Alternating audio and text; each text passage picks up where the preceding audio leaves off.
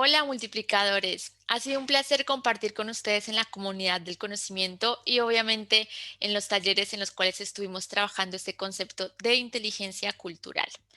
Bueno, la idea de esta mini cápsula es poder recordar algunos aspectos claves que nos van a permitir mejorar nuestra comunicación, la colaboración y nuestra efectividad a la hora de trabajar con personas de distintos países, ya sea de manera presencial o virtual.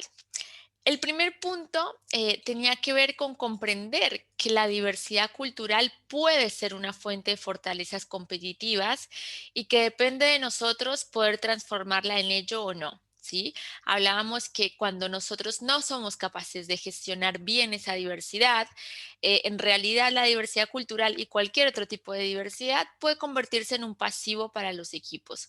Mientras que si realmente contamos con competencias que nos ayuden a permanecer abiertos a diferentes formas de hacer las cosas, a diferentes paradigmas, a diferentes perspectivas, y que seamos nosotros conscientes también de la influencia de nuestra propia cultura en cómo hablamos, en cómo trabajamos, en lo que valoramos, y que estemos dispuestos también a adaptarnos a diferentes contextos, ¿no? Y de alguna manera a integrar también diferentes formas de trabajo, recién ahí podemos realmente rescatar el valor de la diversidad, ¿no? Entonces tenemos que hacernos cargo, tenemos que liderar activamente este proceso de diversidad en la organización para poder obtener de alguna manera los frutos que nos aseguran una sostenibilidad en el mercado, nuevas ventajas competitivas y que también cada uno de nosotros a nivel personal pueda disfrutar más su trabajo y desarrollarse más tanto a nivel profesional como personal. Lo segundo, acá a nivel general, quería recordar que la inteligencia cultural tiene tres ingredientes, ¿sí? El primer ingrediente es conciencia, conciencia de cómo nuestra cultura, el contexto en el que crecimos, impacta nuestra manera de trabajar, de pensar, de evaluar, de liderar equipos y demás. Y también que seamos conscientes de por qué las personas de otras culturas se comportan de la manera en que lo hacen y que no evaluemos eso como positivo ni negativo, ni mejor ni peor, sino simplemente diferente, ¿no? Entonces, conciencia en ese sentido de las diferencias, conocimiento de las diferencias, es decir, que conozcamos en qué somos diferentes en términos de valores culturales, ¿no? Por ejemplo, en estilos de comunicación, en estilos de a la hora de dar retroalimentación, de dar feedback, en estilos de liderazgo, en cómo nos organizamos para trabajar en equipo, cómo creamos confianza, cómo desarrollamos confianza, ¿sí?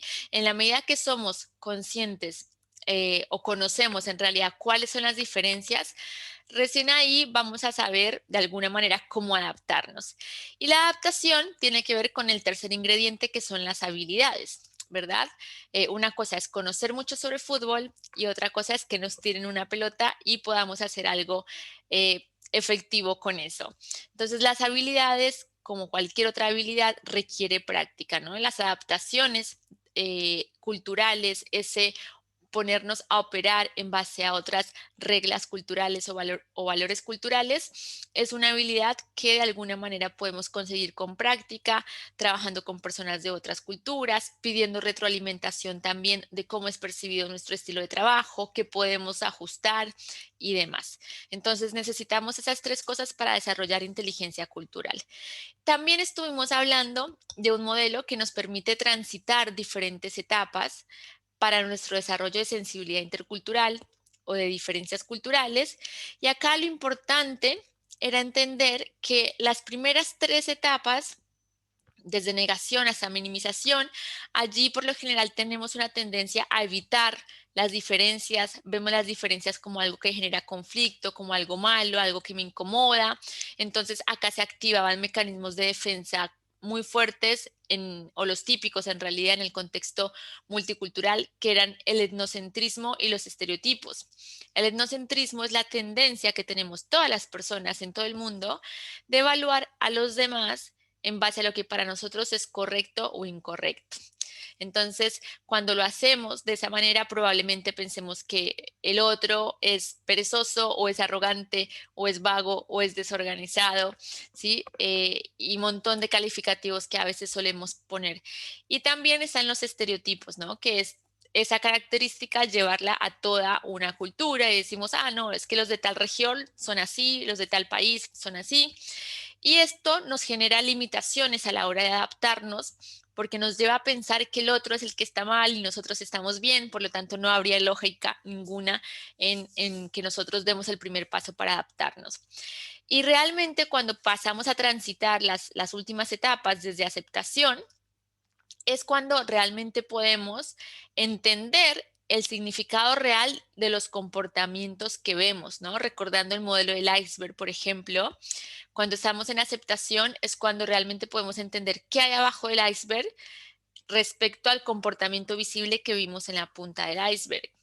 Entonces, allí podemos entender por qué la gente habla como habla, por qué se comporta como se comporta en las reuniones, entender esos valores que hay de fondo, esas creencias, y de alguna manera reinterpretar los comportamientos que vemos, evaluarlos de manera más objetiva y poder discernir con mayor éxito en qué debemos ajustarnos, adaptarnos y cómo hacerlo, ¿no? Para poder transitar hacia esas etapas y eventualmente incluso en nuestros equipos más cercanos o si estamos viviendo en otro país o si estamos en un equipo totalmente multicultural, poder trabajar en un enfoque de integración que es integrar nuestras culturas, co-crear una tercera cultura, ¿sí? Entender también cuáles son las cosas que o los valores que tenemos como organización, pero también cuáles son los valores o principios que nos hacen bien como equipo a la hora de lograr los objetivos que queremos lograr y que obviamente todas las personas nos sintamos valoradas, incluidas y que nuestros aportes puedan llegar a la mesa de trabajo y desarrollarse. Entonces, acá la tarea era que cada uno pudiera hacer esta autoevaluación y poder estarse leyendo también en su proceso de trabajo con otras culturas. Para recordar en cuanto a estas dos barreras que se presentan en la etapa de defensa, el etnocentrismo, muy importante, recordar que a veces lo que percibimos como fortaleza en nuestra cultura puede percibirse como debilidad en otra y que eso puede llevarnos a, de alguna manera, descartar talento y perdernos de talento realmente que puede generar un valor agregado en la organización. ¿Sí? Entonces, estar muy atentos a eso y estar muy atentos también a los estereotipos no mediáticos, llamaba yo. Muchas veces no es el estereotipo que sale en los medios o lo que se dice por ahí. Muchas veces tiene que ver con los estereotipos que nos creamos en la misma empresa, ¿no? Porque empezamos a decir, ay, los de tal área, los de tal región, los de tal país, son buenos o no son buenos en esto, y empezamos a poner esas etiquetas que nos influencian de manera inconsciente, por más que nosotros creamos que no todos son así, que no es cierto, ya vimos que es algo que nos influencia de manera inconsciente.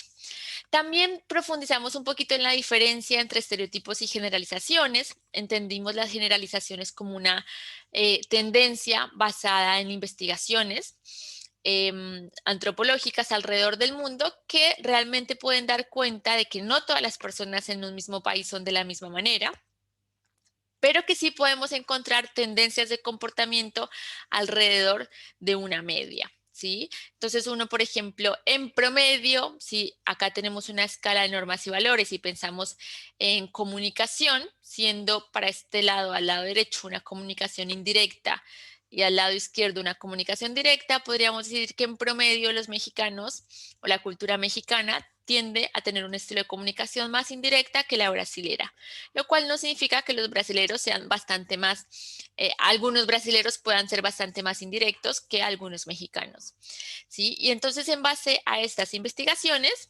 vimos modelos de dimensiones culturales. En realidad vimos un modelo con 3 dimensiones culturales que llegamos a cubrir en el taller que nos permitían entender en una escala de 2 opuestos hacia dónde tienden los diferentes países o culturas del mundo cuando se trata, por ejemplo, de abordar un potencial conflicto, de comunicar un desacuerdo, de expresar las emociones o no en el ambiente profesional, el flujo de la conversación en cuanto a las interrupciones, si comunicamos un mensaje de manera lineal o somos más de dar contexto.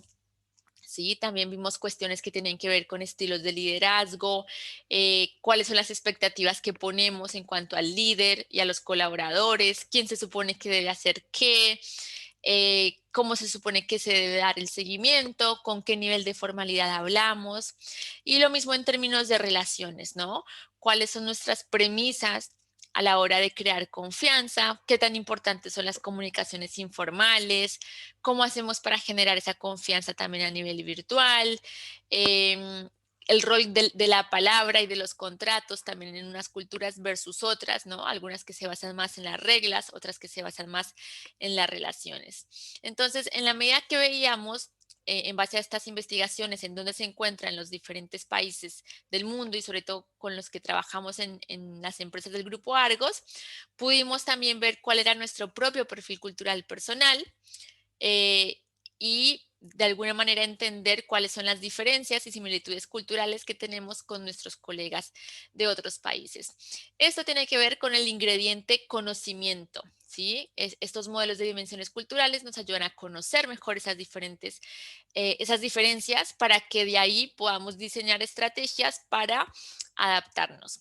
Algunas de esas estrategias o tips se las compartimos en un PDF que lo pueden encontrar allí en la comunidad del conocimiento y de hecho los invitamos a compartir algunas experiencias de aplicación para que los podamos seguir acompañando durante un par de semanas más. Por último, y los dejo con esta frase, no vemos las cosas como son, vemos las cosas como somos. Una frase de Anais Nin que creo que siempre vale recordar en estos contextos multiculturales diversos, ya que nos cambian mucho la predisposición a poder aceptar, entender esas diferentes perspectivas y definitivamente también a poder adaptarnos. Así que bueno, cualquier cosa seguimos ahí en la comunidad del conocimiento. Saludos.